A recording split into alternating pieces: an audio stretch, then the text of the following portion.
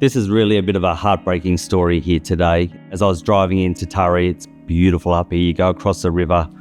As you're driving through in the main town, you can see overseas heat pump hot water systems installed in so many houses. So we've come here today to this beautiful studio, Nadia's art gallery. There's a lot of blood, sweat and tears that have come into this. The poor thing, she's been flooded out twice. Someone was knocking on the door. She answered the door. The person was coming in here with a compelling story. I'm here with an offer from the New South Wales government for a heat pump hot water system that will save the environment and save you money. Now, she is a very, very passionate recycler, and saving the environment is something she's very, very passionate about. She accepted the offer. She was gobsmacked a few hours later when they installed an outdoor heat pump hot water system inside her house upstairs. They convinced me that it was a great idea to get this hot water system because it was for free. There was no choice offered because there's no way I would pick the system that they put in. I stood there looking at this thing in disbelief that I allowed this to happen. There was no mention of the noise that came from this hot water system, let alone the size, let alone anything. You couldn't live with it. It was ridiculously loud. It was unbearable, really unbearable. It's unacceptable. This shouldn't have happened. And I would have thought that the government would do their research and not allow something like this to happen. I only tolerated it for a few days and I thought, I can't live with this. So I rang up my local hot water company and they were brilliant. They turned up, they installed a whole new system.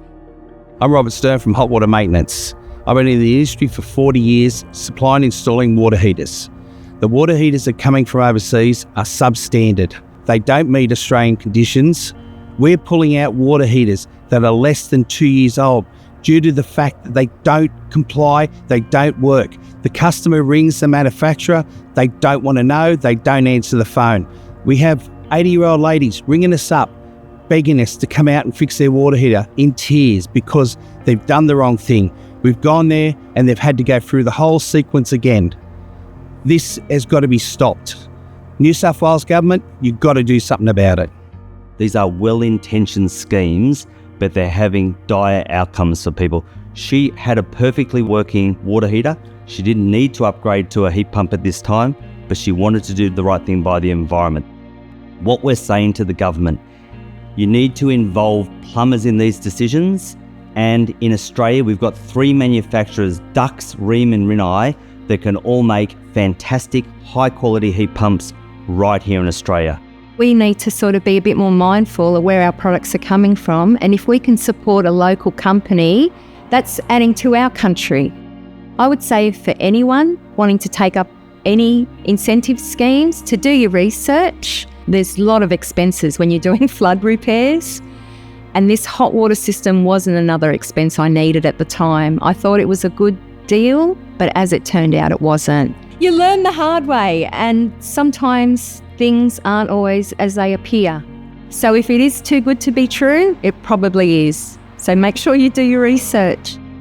It's time for us to make a stand, and we want the government to get behind us here and stop these terrible situations where people are trying to do the right thing, participate in well-intentioned schemes, get rid of the product in a few days, and have to replace it with a new water heater that they didn't expect those costs to come through. It's an absolute disgrace and something needs to be done.